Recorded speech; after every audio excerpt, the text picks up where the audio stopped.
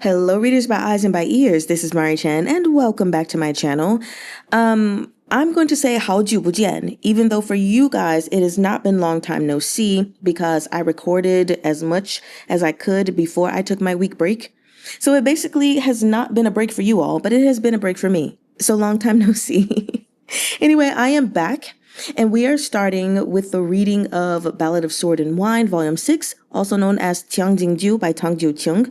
Before we get started, I do have an announcement that I would like to make right now, rather than waiting until the end. So, for those of you who saw, you know that I made a poll. I did it on YouTube, Patreon, and Discord. And the main reason for this poll is because I noticed when looking on Yikibean that Volume 3 of How to Survive as a Villain, which is the final volume, won't be complete or mailed out until November. I don't know if that's early, mid, or late November, but that's approximately 7 months of waiting, by the time we get to How to Survive as a Villain. And so I put out a poll just asking you guys, like, hey, do you guys want to stick to the OG schedule and read volumes 1 and 2 of that and then have to wait very, very long for that volume? Or do you want us to go to Legend of Exorcism first? And yes, Legend of Exorcism is still ongoing and we'll have waiting periods, but they're in 4-month increments, or I think sometimes there are series that are in 3-month increments compared to like 7 months or so. And so I was like, what do you guys want to do? And then the other thing that was mentioned, which was not really a voting thing, but just listing your suggestions, was if I couldn't obtain all of the Kaleidoscope of Death books, what was another series that you guys would want me to read? So that's something that's not set in stone. I'm still projecting that I can read Kaleidoscope of Death, but we'll have backup things just in case. So anyway, I want to let you know the final result. Even though I did put out the calendar for April, I have to re-put that out. So ignore what it says because there were 78 votes for us to start with Legend of Exorcism and then read How to Survive as a Villain. And there were 51 votes to start with How to Survive as a Villain. So after we complete Volume 6 of Ballad of Sword and Wine, we will be moving to Legend of Exorcism. So what I am going to do is, because there's only going to be like a week difference by the time we finish Volume 6, since I'm taking it slow over 3 weeks, is I am going to read Volume 1 of Legend of Exorcism and then read Volume 7 of Ballad of Sword and Wine. Then we'll go back again to Legend of Exorcism and just continue with that until we've gotten to a place where we have to wait for the next release, and then we'll move to How to Survive as a Villain. So that is all. I hope you guys are super duper excited about Legend of Exorcism. I know that I am, and I hear that Fei Tian Yesjiang does really great when it comes to ancient Chinese writings compared to the other works that they've done that's in more modern or futuristic times. So without further ado, let's just go ahead and get started, shall we? Chapter 189, Snowtrooper.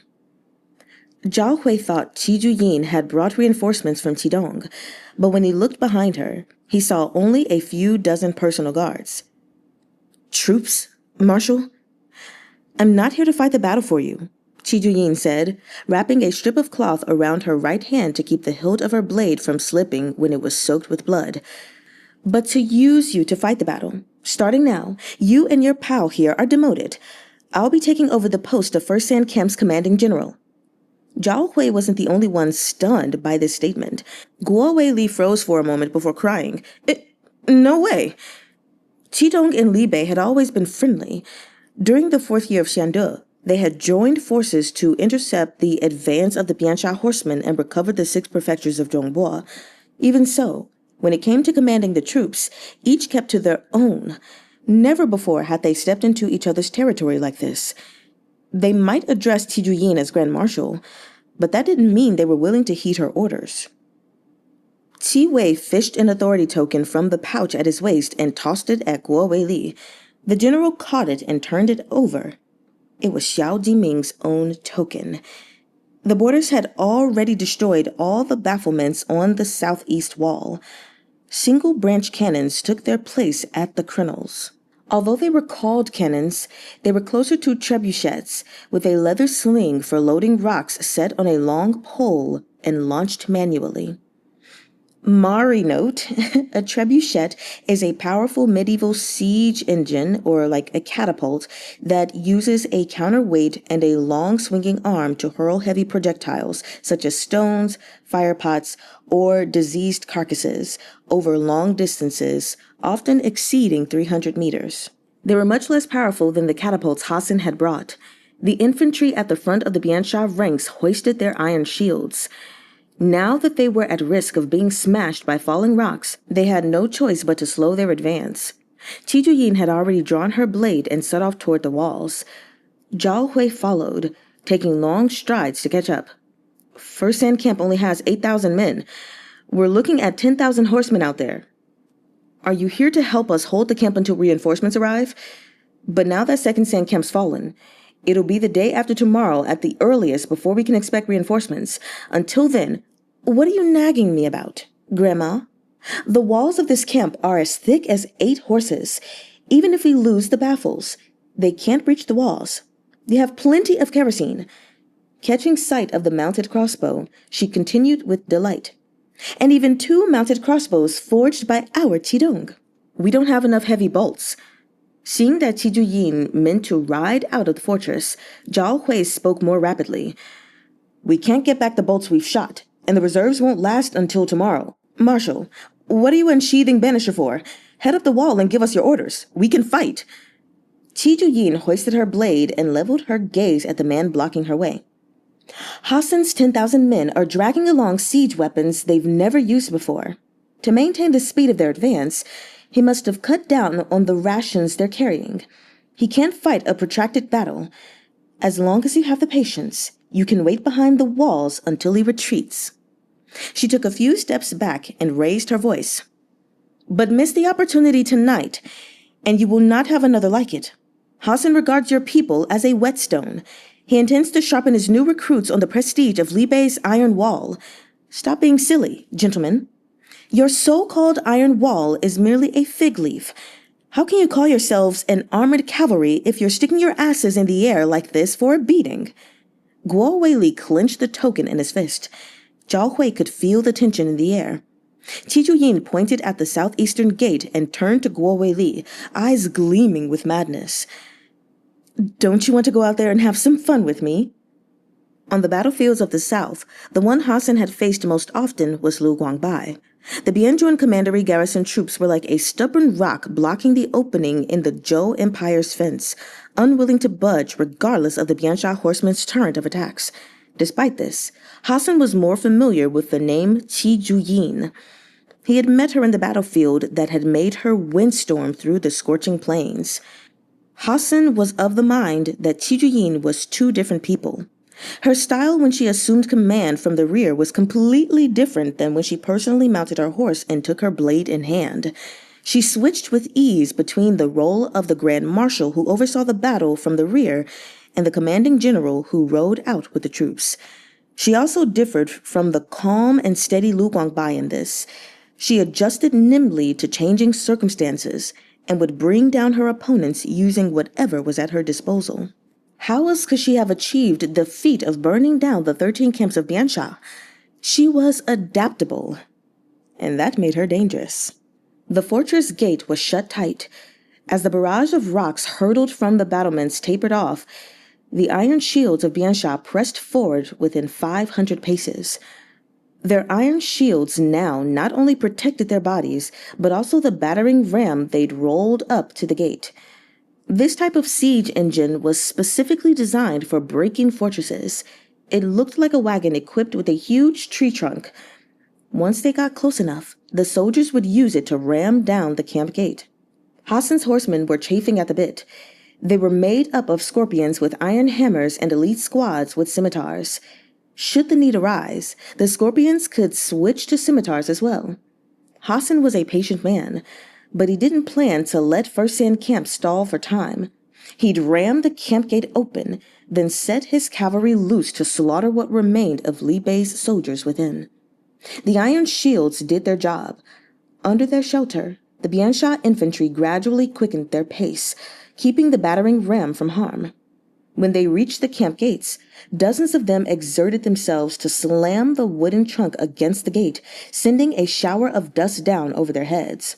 Hassan raised a hand, ready to charge inside. The camp gate groaned in muffled protest. Cracks appeared around the point of impact. To allow the soldiers at the center more space to work, the infantrymen on both sides lowered their iron shields. They shouted as they reared back, then rammed into the gate again. Wood splintered. A hole had appeared in the camp gate, which teetered on the verge of collapse. Zhao Hui stepped out on the ruined battlement and braved the wind to look down. He shouted, "Release!" Earthen jars came crashing down from the top of the wall. Kerosene splashed amid the sounds of shattering, coating the Biansha infantry from head to toe.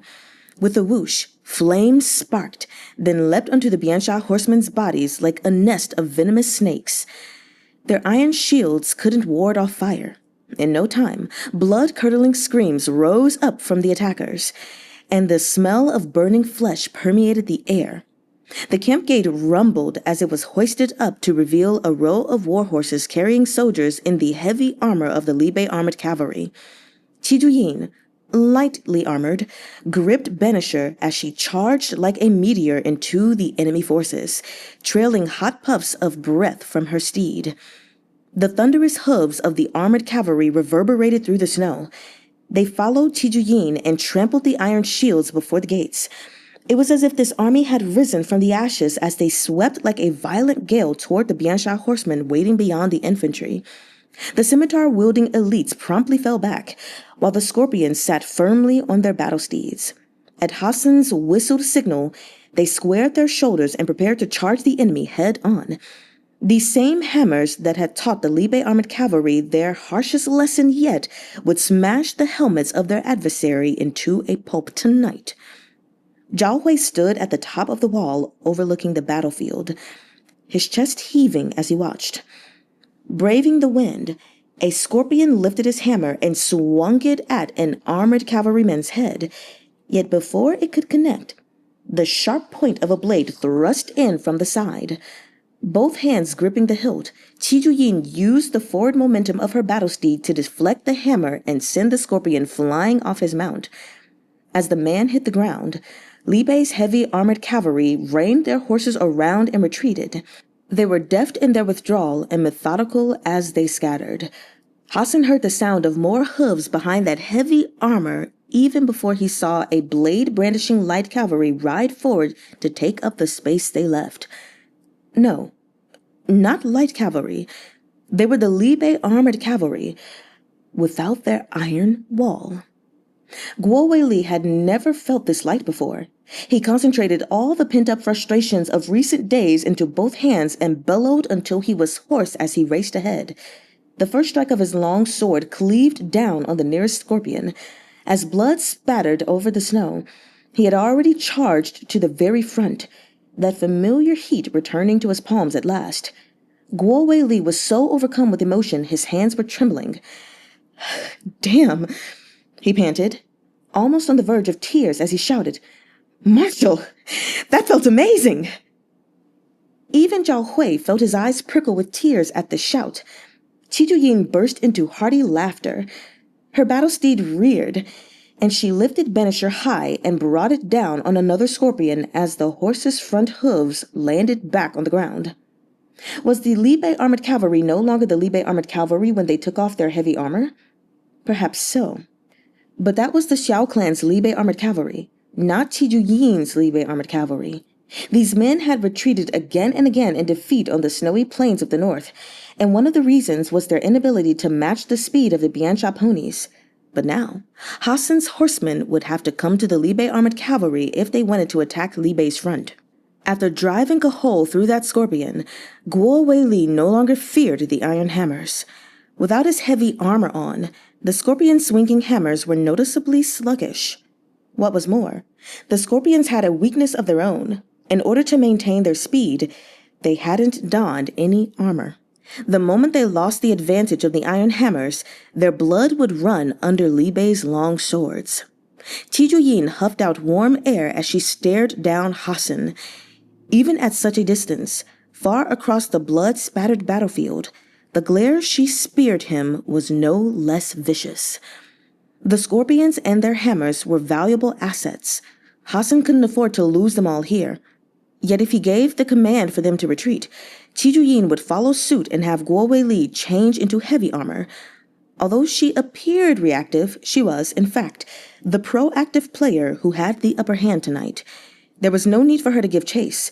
She only needed to stand on the boundary line and wait. If Hassan wanted to press ahead, he would be serving their heads up to her on a silver platter. Before Qi Yin, all of their invincible strength amounted to nothing. Bring it on. The look in Qi Yin's eyes was a provocation. She threw a taunting smile in his direction and casually flicked the blood off her blade. Hassan made a swift decision. Retreat. But Hassan had brought siege weapons, ones he had gone to great lengths to acquire and transport out of Zhongguo. Retreating without them would be a terrible loss. Yet should he delegate part of his troop to transport the weapons, they would lag behind, encumbered by the supplies. Qi Yin raised her blade and urged her horse forward, leading Guo Weili's troops to give chase amid the flying snow. She knew Hassan's elite troops would be first to withdraw. This pursuit was like a gift to soothe an upset child. She led the Libe armored cavalry, who had been hunted down by the Biansha horsemen time and again, to hunt the Biansha horsemen down for once. The soldiers behind her shouted curses as they charged, relishing in the fright they gave the fleeing troops. Guo Weili finally got his chance to vent his anger. Adrenaline pumping, he would have continued after them had not Qi Yin yanked him back by the collar. We're going back. Qi Yin looked out at the snowfield and let her smile fade. Once you leave camp, you run into the same predicament as before. Hassan isn't the type to run away with his tail between his legs. Don't give him the opportunity to rally his forces. Guo Weili had been completely won over. He nodded along with Qi Yin's words, then wheeled his horse around and said, Marshal, let's fight like this on the snowfields too. Hassan doesn't count for shit. Hassan's not going to use fortress siege tactics in the wild. He won't charge forward, but encircle your people instead. Qi Yin pondered. But judging by tonight, it seems the changes he's made also need to be refined. Hassan was expanding the Biansha horsemen's arsenal at a rapid rate, but he was too greedy, as evidenced by the iron shields tonight. The infantry gave the Biansha horsemen no advantage. On the contrary, they were a liability. Men on foot couldn't outrun battle steeds on the snowfields. The moment they fell behind, all that awaited them was death. They could only be used to attack fortress walls. Whatever Guo Weili would have said in response was cut off by a sharp whistle. Qi Wei, who'd been speaking with the scouts, spurred his horse over to Qi Yin's side. Marshal, soldiers approaching. The snow was falling harder now, brushing against the fur collars of the infantry trudging unsteadily across the snowdrift. Their hair had become white from the snow, and they walked with their heads down and shoulders hunched against the wind. They seemed exhausted, having traveled a great distance, yet they were highly organized and could quickly drop to the ground and crawl in the snow for camouflage the instant they heard the sound of horses' hooves. These men were the most skilled infantry in the world when it came to the art of ambush. Before traversing the desert, they had been known as the Bianchun Commandery Garrison Troops. Oh my god.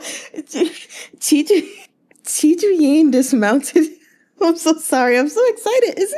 Qi Yin dismounted and gazed through the heavy snow at the man at the head of the group. She was so familiar with this army, she could recognize him from Qi Wei's report alone.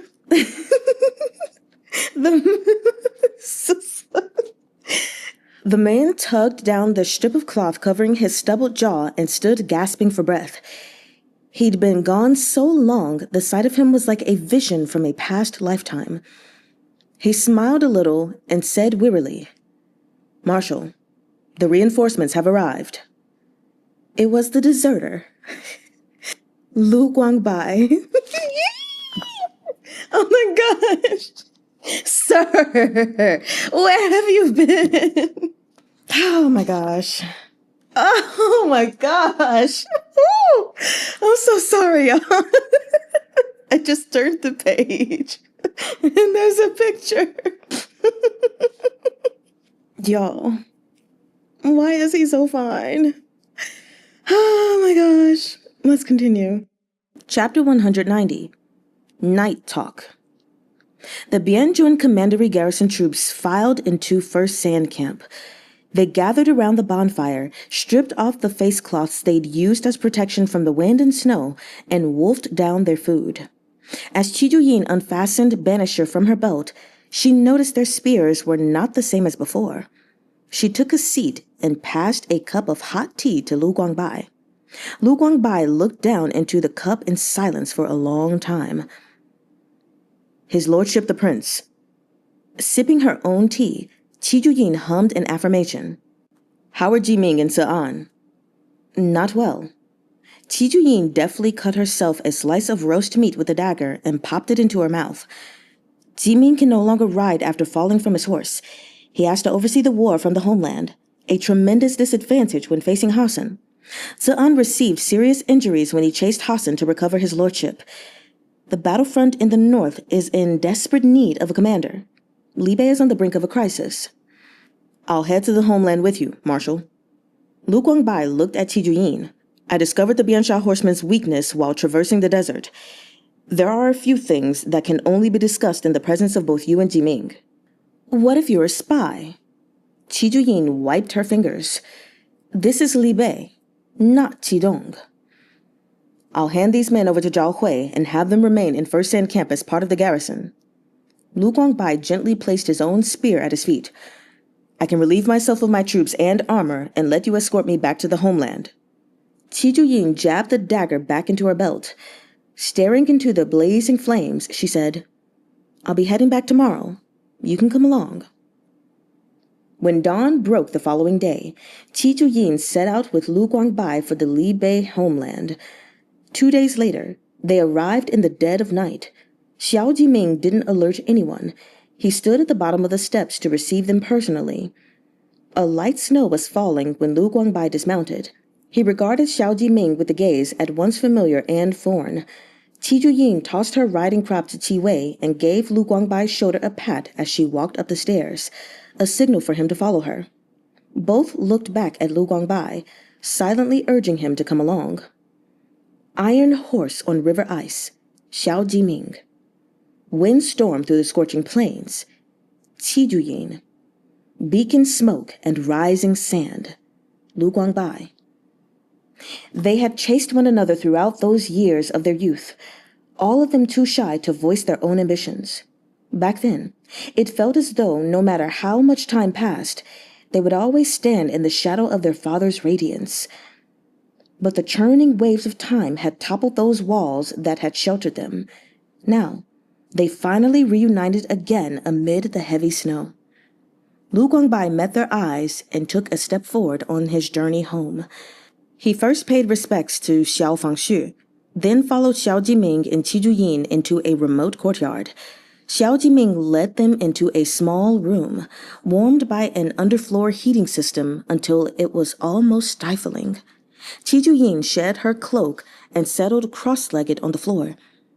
The open side door faced a small pond, and the scattered rocks within were blanketed with a layer of fresh snow. A few branches of green plum blossoms edged along the snow-white paper of the door and slanted across the night sky, the only embellishment in this secluded space.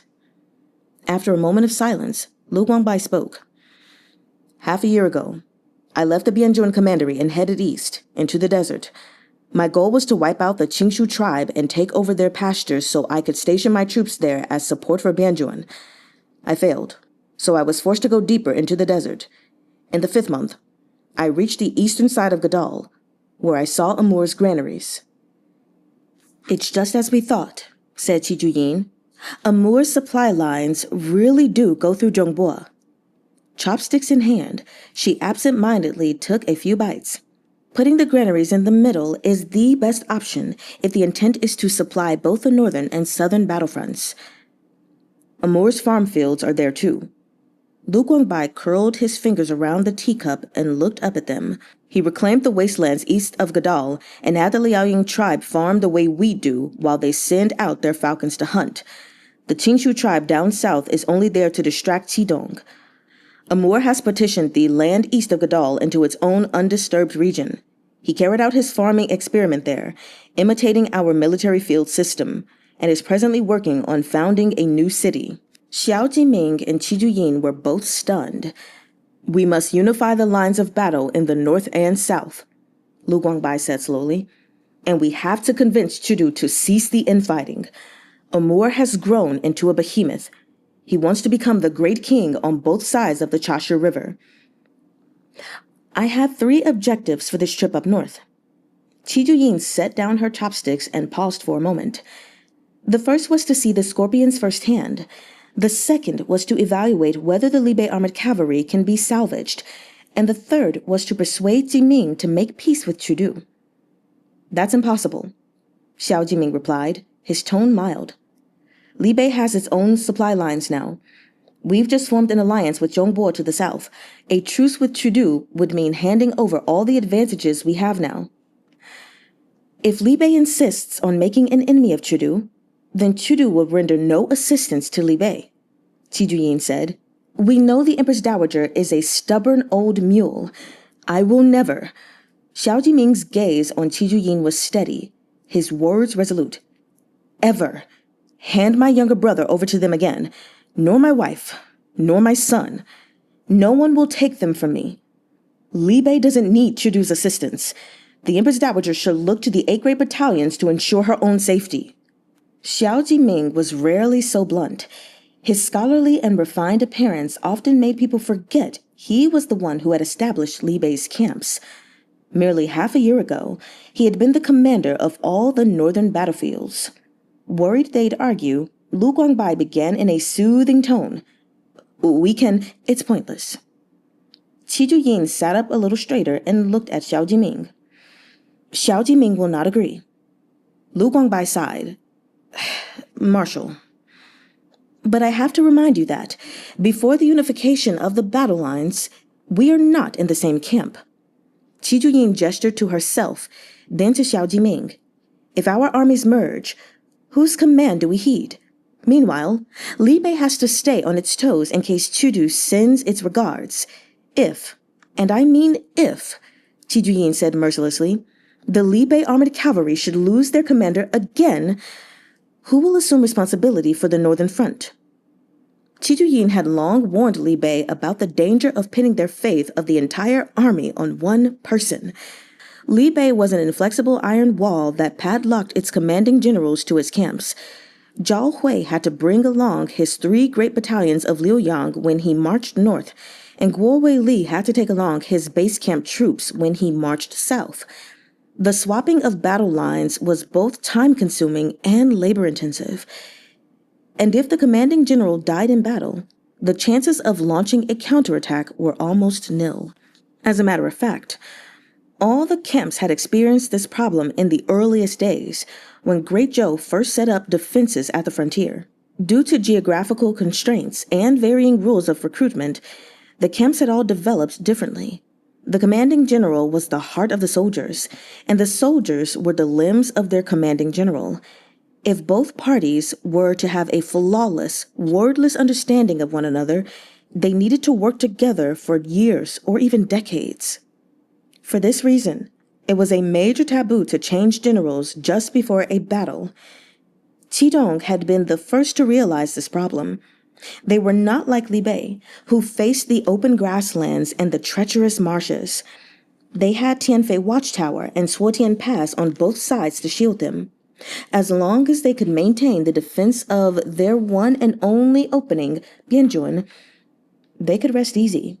Thus, during the reign of Yongyi, Qi Shiyu set the recruitment standard for the entire territory of Qidong. Their soldiers didn't need a specific commanding general. Everyone was familiar with the same battlefield. When Qi Juyin took up her command, she set up the generals' barracks in the Tang Commandery. More than 10 commanding generals under her went wherever she deployed them. which made it fairly easy to manage all the battle lines. And if any of them were unfortunate enough to become a casualty, it wouldn't affect the overall military situation. But with any gain came losses. Qidong had no generals with such distinctive personalities as the generals from Libe. Their standardized selection criteria practically ensued generals with individual styles would remain a rarity in Qidong in years to come. Zhongbo lies between the northern and southern battlefronts, said Xiao Jiming. It's impossible for us to merge, so there is no need to decide whose command to heed. Chudu is now blockaded by Huaizhou, Suzhou, and Chazhou to the northeast. Before they can send any regards to Li Bei, they must first talk to Shanzichuan. As for Li Bei's commander, Zhu Yin, I have long since lost my qualifications to hold this position. Xiao Jiming lifted the teapot with long, slender fingers and brewed the tea with deft movements. Behind the haze of steam, there were no signs of self-pity or reproach to be found in his expression. When Hassan took my father's head, he told Aye he was returning the favor, an eye for an eye. His hand stilled. His face was indifferent as he glanced at Tijuyin. I know you think the Libe armored cavalry is too centralized, but right now, I have no choice but to stick to the well-trodden path. We'll still meet them head-on, and give back every strike we've gotten. The Libe armored cavalry's faith does not lie only in my father. If that's what Hassan really thinks, he's grossly mistaken. Our faith lies in the land itself. Hassan defeated my father, but he can never defeat Libe. 30 years ago, my father took strength from the land beneath his feet to march forward without fear. And it was with the same strength that Libe has come so far today. We will never concede defeat so easily. The new King Wolf is young, strong, hungry for victory. He can step to the fore and take my father's place. When we're ready to fight back, he will swiftly rally the hearts and minds of those who have lost morale. I am not that man, but I have taken over the heavy responsibility of tempering him. He is my blade now. I want him to shine in all his glory when he emerges from his sheath. But from what I've heard, Yin countered, he hasn't truly engaged with the major camps. Your Libe generals aren't the obedient puppies of Qidong. Their hearts and minds have not been won over. But he's familiar with every inch of Libe's territory, Xiao Jiming said. He's run through all these roads in the last 6 months. He knows the swiftest paths to deliver supplies, the most direct routes to mobilize reinforcements, and the consumption rates at all the camps. These are all gifts my father gave him. Zhu Yin, all he lacks is a little time. That's where I come in. Lu Guangbai picked up the thread of conversation, as if on cue. How to go about unifying the battle lines is for both of you to deal with. What I want to talk about is how to deal with Hassan and buy some time for Li Bei. You modified the spears of the Bianzhong garrison troops, Qi Juyin said, recalling those snow-covered infantrymen. That's right. After I lost to the Qingshu tribe, I encountered the other tribes one after another. Lu Guangbai paused for a moment with his hands on his knees. He continued solemnly. I lost every battle.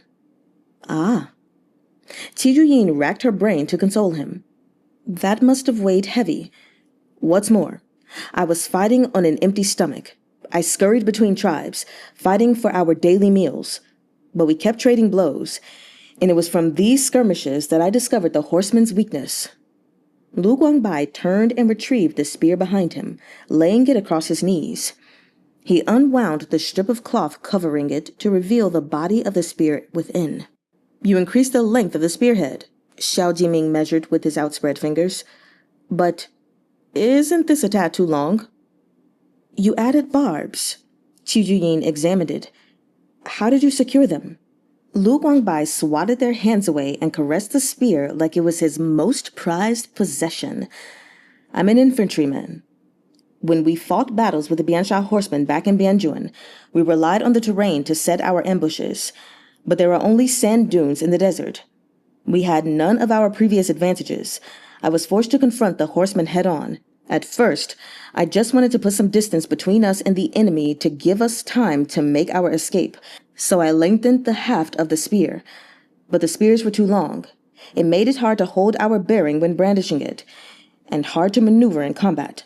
Being unable to turn in time to meet our onslaught would just get us cut down.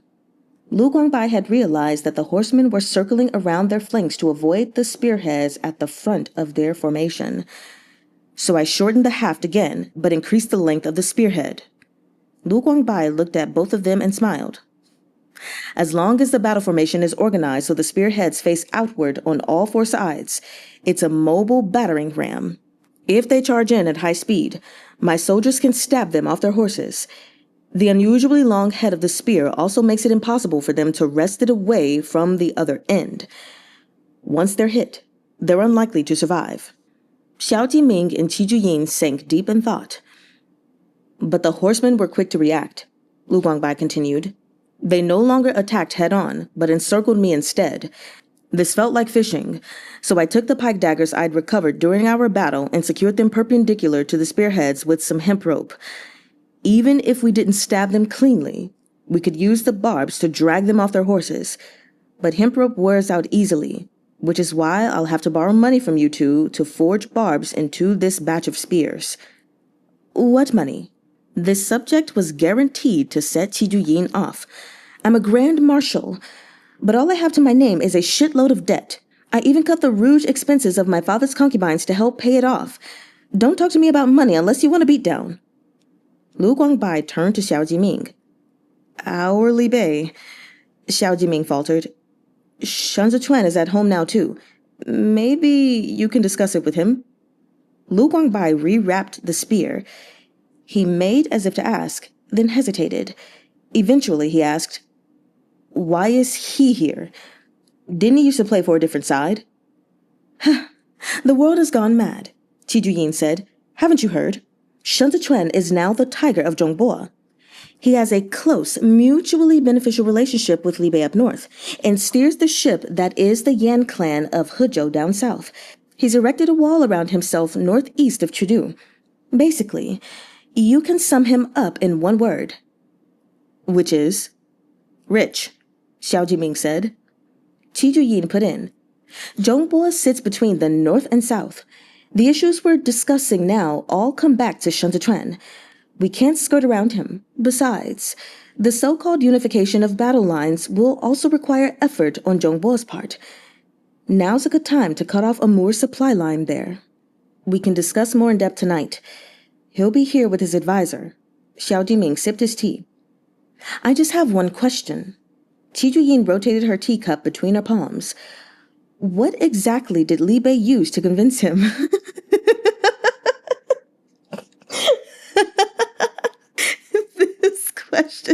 This question stumped Xiao Jiming. After a moment of silence, the heir replied, Looks, I guess. Silence descended over the room. Let's return to the matter at hand, Qi Juyin said, steering the conversation back around. The spear can go up against the horsemen, but it's not suitable for the Li Bei armored cavalry. I fought the scorpions in First Sand Camp. They're not as strong as I expected. These iron hammers are only effective against your Li Bei armored cavalry. Put them on the battlefields of the south, and they'll become a liability. They pose no real threat to our Qidong garrison troops. In my opinion, Amur won't transfer these scorpions away from the northern battlefield. But as long as they remain, the armored cavalry will be forced to cower inside the camps. They can't meet Hassan in the field. Until we find a way to deal with the iron hammers, Xiao Jiming said, defensive battle can buy us time. Hassan's already guessed your strategy. Qi Juyin recalled the details of the battle at First Sand Camp. He added iron shields to his arsenal and equipped his troops with siege engines from the Empire. Perhaps he's still adapting to them, but he'll find his footing after a few battles. In half a year at most, Hassan will be able to use them proficiently. At that point, defensive battles won't be enough to protect Li Bei, which is why we need the aid of the Qidong garrison troops. Xiao Jiming tapped his fingertips against the teapot absent-mindedly. I'm guessing Amur's field crops on the east of Gadal haven't reached the point where they can support the four tribes. He remains dependent on grain from the Empire. Shen Zichuan will choke off Amur's supply lines in Zhongbo.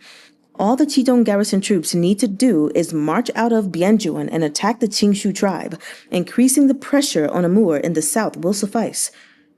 Qi Zhunyin's head had begun to ache. Deploying troops eastward would require approval from the Ministry of War in Chudu. This was unlike the matter of handing over Lu Pingyan. If Chudu cut off their provisions as a result, she would have to deal with the aftermath on her own. But Qi Zhuyin made no mention of this.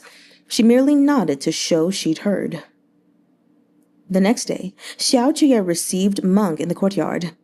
After remaining on the front line for days on end, Meng was covered in snow, and his claws were filthy beyond recognition.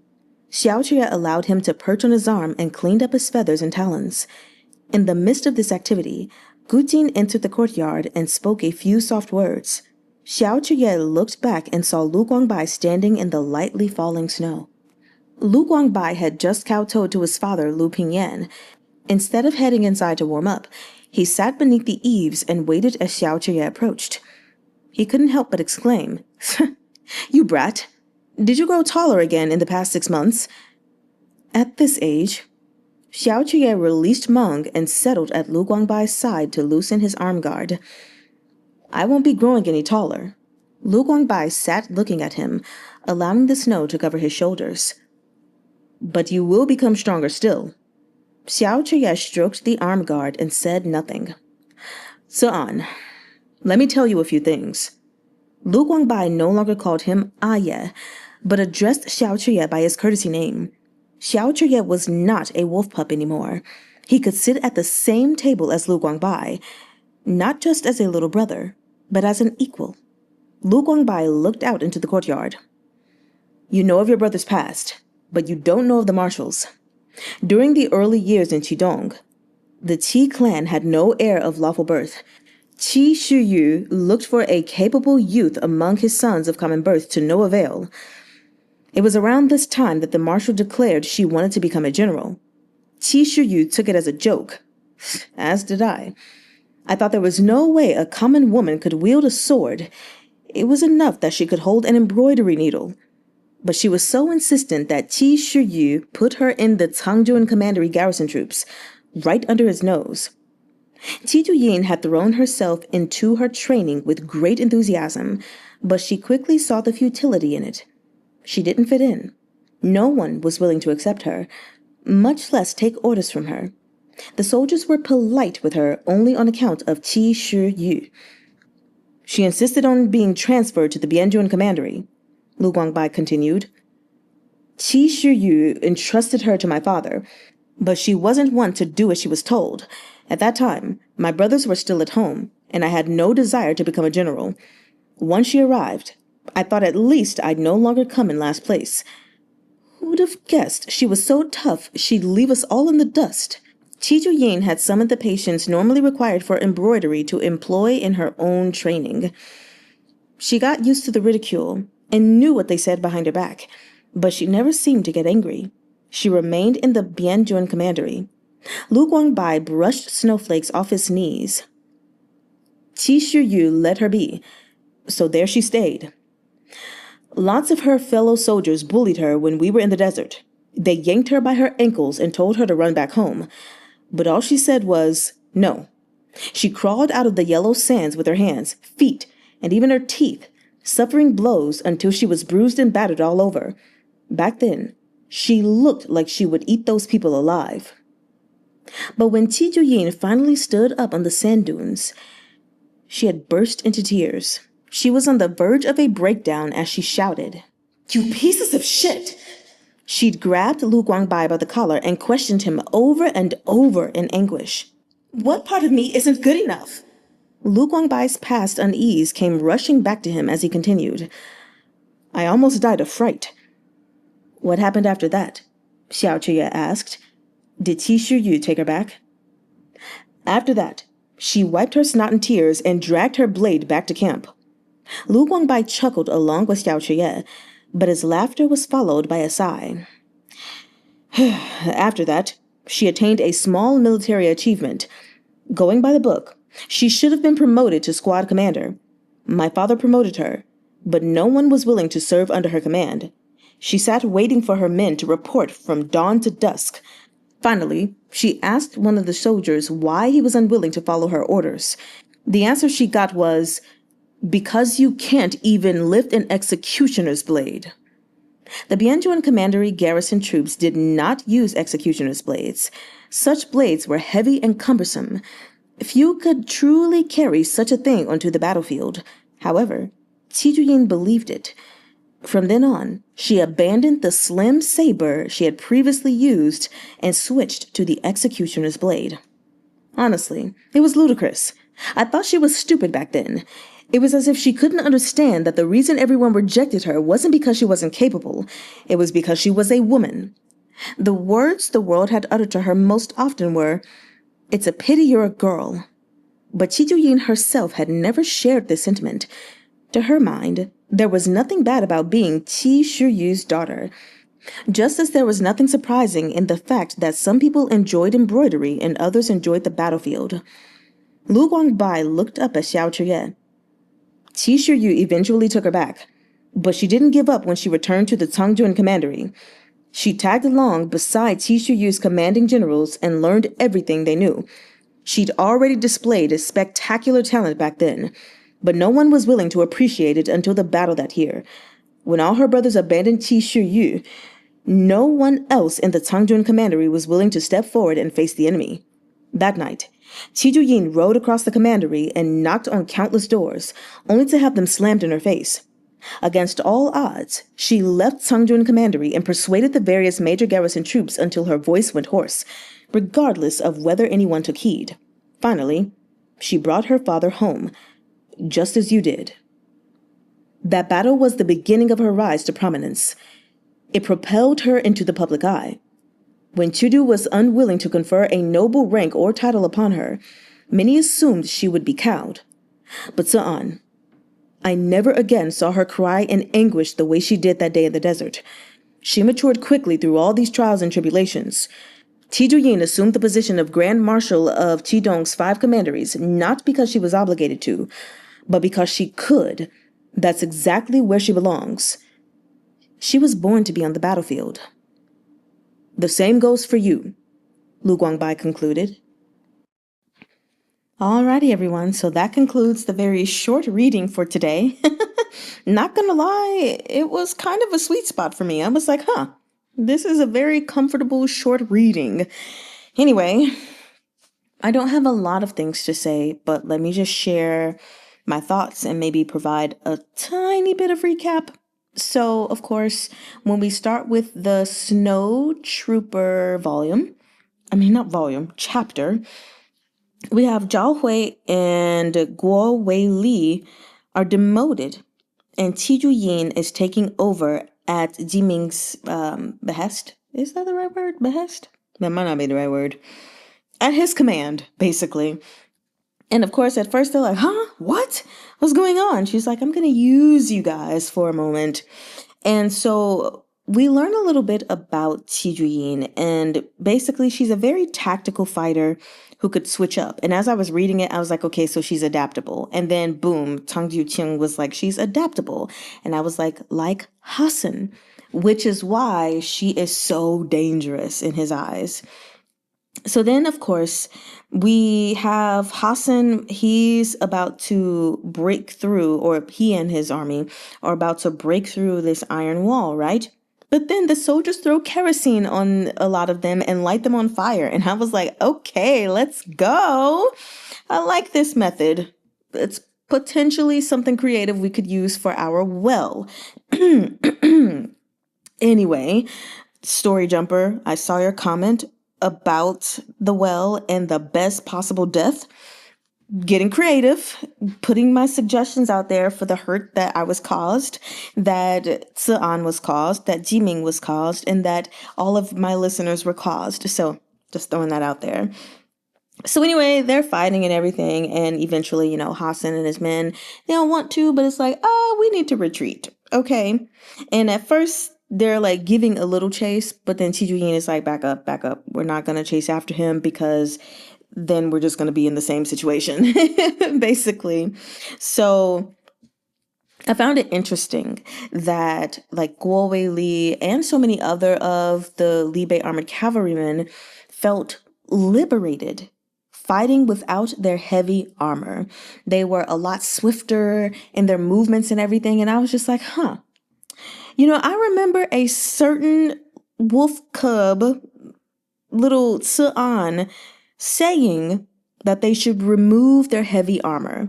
And I remember even mentioning, I think at the end of that video, when he mentioned it to his father, and his father was like, no, we absolutely cannot do that. Like, you're taking away our only advantage. And even, Tsu'an thinking like, I basically don't have a bird's eye view. I have a very narrowed view.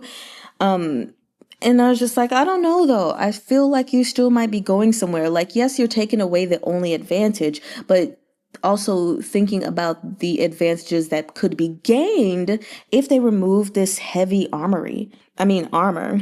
So anyway, need I say anything else other than this man's name? Lu Guangbai. I was like, finally, he's here. I have been searching for you, dude. You've just been gone for several volumes, and I don't even know why, but I love your character. And for you to just desert me like this, how funny. But y'all, seriously, the picture at the end of this chapter, it's everything. He looks rough, but like in the best way possible. And the hair is herring, and I love it. The scarf, it's just wrapped around so beautifully. And then even Chi Ju Yin, she looks handsome. That's the best way for me to put it. So anyway, my note is just like, Lu Guangbai! Yes! So then when we move forward to the chapter Night Talk, we have basically that Lu Guangbai is saying that he saw the Biansha horseman's weakness. He had gone to the desert, hopefully to take over the Qingshu territory, but failed. And failed, fight after fight after fight, which was disheartening. But because of the struggles and, trying to fight on an empty stomach and everything, which definitely did not help his case, he learned vital information. And so he'd also come across Amur's granaries, and basically they're farming like them, like Bianjun, Qidong, Libe, I guess, and trying to make their own city, essentially. And so then we move forward and we have Qi Yin is trying to convince Xiao Jiming to make amends, temporarily or so make peace with Chudu. And you know what? I'm with him when he was like, absolutely not.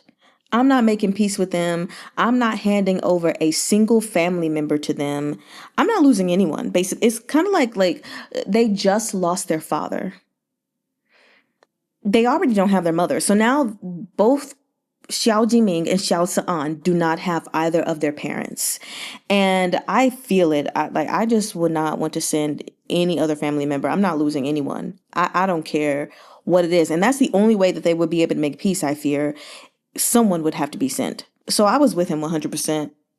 Anyway, then we have, so Qidong's way, I like how it was mentioned basically as an advantage, but also showing the disadvantage of the Qidong garrison troops having many commanders that are basically kind of like copy paste, and how that was an advantage because people weren't relying solely on just one person to command the army and lead them to victory. But at the same time, it was like, but that kind of makes it a rarity for true geniuses to show up, for someone to bring something new and innovative to the table that could possibly make them stronger, or if they come across a unique opponent, they're kind of all just one note with each other. And so I was like, I like how it's mentioning both the advantages and disadvantages. And of course, Xiao Jiming is like, even if this is a disadvantage for us to have centralized power on one person, that's what we need to do right now. Like, we need that for morale, and this is just the way we work right now. And so going forward on page 55, it was talking about how Xiao Fangxu had placed the responsibility of taking care of the provisions on Xiao Chuye, which of course that was done intentionally to prepare him for major responsibility. And Xiao Jiming was just like, he can't do the commanding anymore. He was like, I'm not in that place, but Tsu'an is my blade. Okay, I want him to shine when he emerges and marches us to victory. He's like, he's familiar with every inch of Li-Bei's territory, the fastest paths to deliver supplies, the most direct routes to mobilize reinforcements, the consumption rate at all of the camps. He was like, this was a gift. The only thing that he is lacking really is time/experience. And so, of course, Lu Guangbai is like, yeah, that's my job. I'll take care of that. And I was just like, yes, Guangbai, you take care of it, please. Yeah. And so then we have Lu Guangbai. He has this new weaponry, right? And it's this long spearhead that has added barbs that have hemp rope to keep them on there. But he needs more money for more rope because that rope, it deteriorates pretty easily.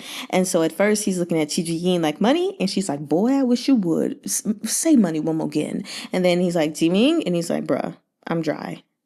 Ask Shen Zhichuan. The guy's loaded. I thought that was just really funny. It was also funny when Qi Juyin was like, so how did you guys convince him to get on your side? And I was like, Tsu'an.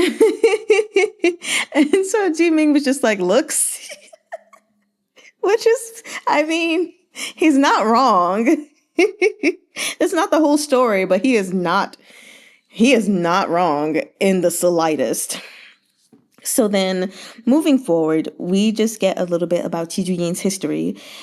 And some of the things we already knew, just like vaguely, but they give us more detail on how she was treated by the men in the army and everything, which is really, really sucky. I'm not going to go through all those details again, but it's just really sucky that she clearly was amazing and brilliant and talented, or skilled, I'll say, not talented, but skilled, but she wasn't really receiving this respect and no one wanted to be under her command simply for the fact that she was a woman, and it's just like, ugh. But one of the things that I absolutely appreciated, because I've said something about this on multiple occasions, is when Lu Guangbai is telling Tsu'an about her history, he's like, she brought her father back home, just like you did.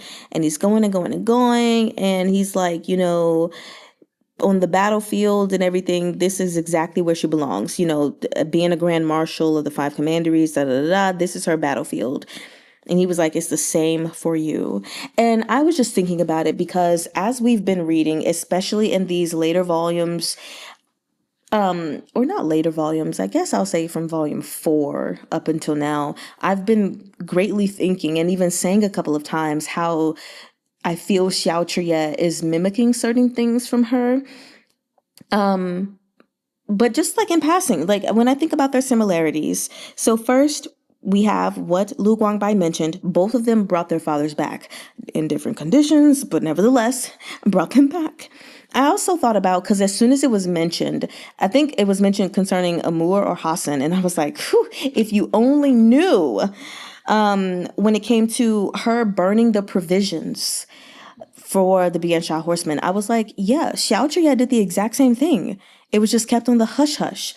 So Chudu doesn't know about it. So many people don't even know that he did the exact same thing basically in his own time. So that's another similarity. And then another one I would say, which of course he learned from her, is wanting to have multiple commanders. It was already clear, I figured from early on, that he didn't want centralized power, right? Because of the way that he spoke to Tan Tai Hu. And now we see he's already put Tan Tai Hu beside Shen Zhichuan in Chazhou. I think he's supposed to be staying in Dunzhou though, or something. I forgot. But he's already putting command somewhere else so that people have someone else to rely on as a commander. And so I'm like, yeah, he's not wanting to follow in the footsteps of his father or in his elder brother. And then the other thing I will say is clearly they are both freakishly strong. Similarities. So anyway, I don't really have anything else to say about about this volume. I mean, not this volume, these chapters. Y'all, I'm sleepy. It's 11:51 p.m. when I'm just coming to say these notes, but I'm very excited to see where things go and how this war is going to resolve itself. I don't know how quickly or slowly that's actually going to happen, especially given the cover has Xiao Zi'an in his armor. I'm like, is this battle going to be a whole volume long? And I guess I'm wondering when the war with the Biansha horsemen will stop and when the conflict with Chudu will pick back up, because we've got multiple issues going on. Okay, we've got the issues of the Biansha horsemen and Li Bei and Qidong and all of them fighting. We have the issues of the whole granaries and getting Zhongbo built back up to stability. And then we have the strife between Chudu and Li Bei and all of the political issues, like, Yao Wenyu and Shen Zituan versus Xue Xiuzhuo. So I'm like, I'm just wondering how things are going to play out, and I'm so excited. But yeah, just a quick reminder, if you are a head disciple or a peak lord on my Patreon, we are going live this Saturday, March 28th at 11 a.m. Eastern Standard Time. So convert that for yourself. And then next week, we are officially starting The Wife Comes First. So that's literally the very last day of March. I have something to do on Monday and it's just going to be too inconvenient and I'm going to be too tired to try to do the live session on Monday. So we're doing a Tuesday, March 31st, the first few chapters 40 through 45 of The Wife Comes First, Volume 2.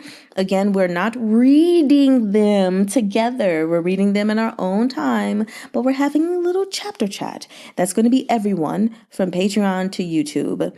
And if you have not seen the April schedule, please look in the YouTube community or in the posts from Patreon so that you can see what the schedule is going to be, because I'm trying to get this done in basically 2 weeks' time. So that way I can have more breathing room, because I've been going and going since March. And so I just was like, okay, if we can get this done as soon as possible. So we've got some Thursdays and some like a Saturday doing this. Anyway, yeah, I just want us to not rush through it, but I want us to be done with it so that I can take a breather, because a lot of things are coming up. I took about a month, for us to read Salted Fish Volume 1 and Volume 2.